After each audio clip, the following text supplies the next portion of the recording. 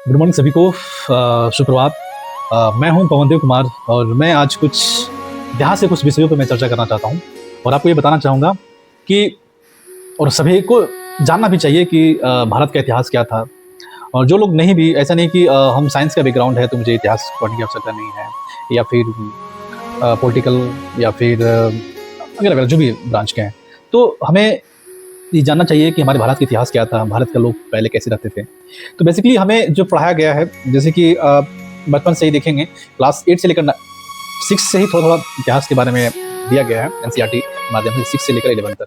आप उसे भी गौर से ध्यान से पढ़ेंगे तो आपको समझ में आ जाएगा कि हमारा पिछले का कैसा सांस्कृतिक कल्चर था और बाद में कैसे-कैसे संस्कृति जो है धीरे-धीरे बदलाव आया। कुछ-कुछ ऐसे रूढ़िवाद संस्कृति, जैसे कि इतिहास को हम लोग पढ़ना चाहेंगे तो इतिहास को 3 भागों में बाँटा गया, जैसे कि आपको पता होगा।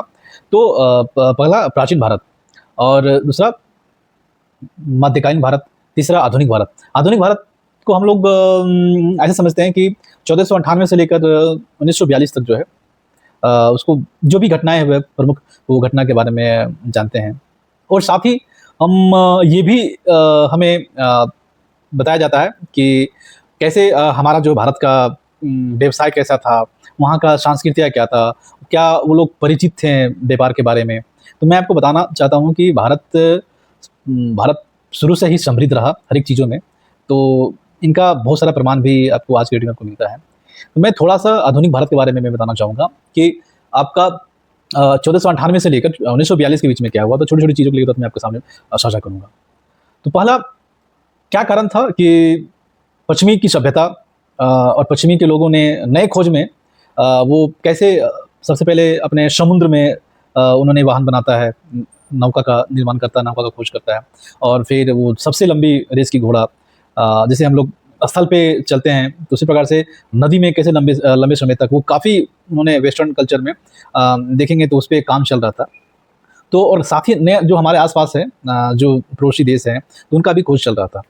तो 1498 में वास्को डी गामा जो हमारा थे, सबसे पहले वो भारत की धरती पे आते हैं, और उसके बाद में क्या होता है कि उनका जब भारत के लोगों से मिलते हैं, यहाँ के संस्कृति से परिचित आते हैं, तो वो काफ़ी चौंकाना हो जाते हैं कि इतना समृद्ध कैसे है, इतना विकास कैसे है, इतना सारा हर एक चीज़ों से बड़ा हुआ, खेती-बाड़ी से लेकर, धन-संपत्ति से लेकर, यहाँ के लोग सभी कैसे हैं। हालाँकि ये भी उनका दिमाग में चल रहा था कि यहाँ पे कैसी प्रथा चल रही है, कैसी कल्चर है, कैसे लोग अलग-अलग भागों में बँटा हुआ है।